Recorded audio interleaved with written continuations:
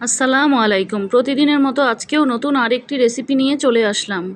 আজকে ভীষণ মজার নবাবী সেমাই তৈরি করে দেখাবো। এইভাবে নবাবী সেমাই তৈরি করে খেলে আপনার মুখে লেগে থাকবে, সহজে এর স্বাদ ভুলতে পারবেন না। রান্না করার জন্য আমি প্রথমে চুলায় একটি প্যান বসিয়ে দেব। 2 চা চামচ ঘি দিয়ে দেব। এবার 1 প্যাকেট লাচ্ছা সেমাই দিয়ে দেব। সেমাইটাকে এবার ঘিয়ের সাথে ভেজে নেব।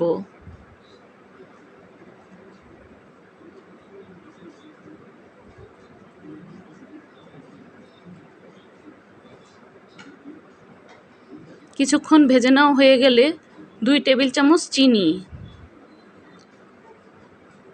2 টেবিল চামচ গুঁড়া দুধ, সামান্য 1 চিমটি লবণ। এবার সবগুলোকে একসাথে মিশিয়ে আরও কিছুক্ষণ ভেজে নেব।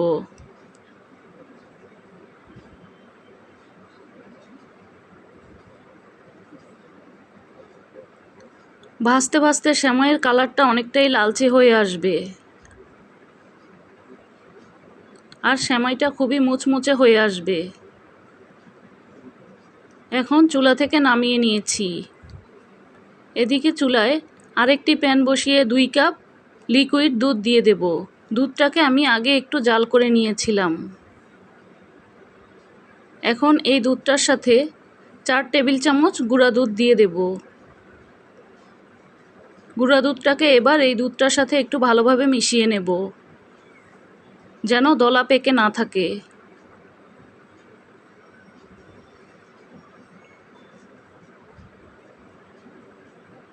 দুই টেবিল চামচ কনডেন্স মিল্ক,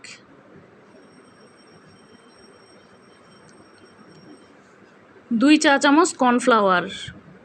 চাইলে আপনারা এখানে কাস্টার্ড পাউডারও দিতে পারেন।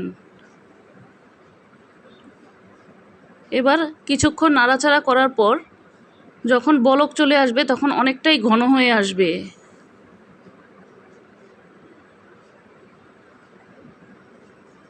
মিশ্রণটা যখন এইরকম হয়ে আসবে তখন চুলাটা বন্ধ করে দেব।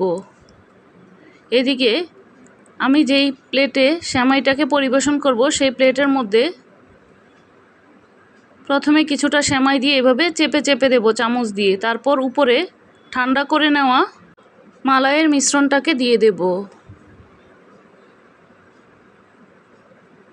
আবার উপরে কিছুটা সেমাই দিয়ে দেব। এইভাবে করে সেমাইটার লেয়ার দিলে খেতেও ভীষণ মজা লাগে। এখন উপরে সাজানোর জন্য আরও কিছুটা মালাই দিয়ে দেব। উপরে কিছুটা কিশমিশ, কিছুটা বাদাম কুচি দিয়ে পরিবেশন করব। চাইলে আপনারা আপনাদের ইচ্ছা অনুযায়ী পরিবেশন করে নিতে পারেন। তৈরি হয়ে গেল ভীষণ মজার নবাবী সেমাই। এটা ফ্রিজে রেখে ঠান্ডা করে খেলে খেতে আরও ভীষণ ভালো লাগবে। অতিথি আপ্যায়নে খুবই কম সময়ে এই ডেজার্টটি তৈরি করে নিতে পারবেন। রেসিপিটি যদি ভালো লেগে থাকে একটি লাইক দিতে পারেন। প্রতিদিন এই রকম নতুন নতুন রেসিপি পেতে পেজটিকে ফলো বা সাবস্ক্রাইব দিয়ে পাশেই থাকতে পারেন।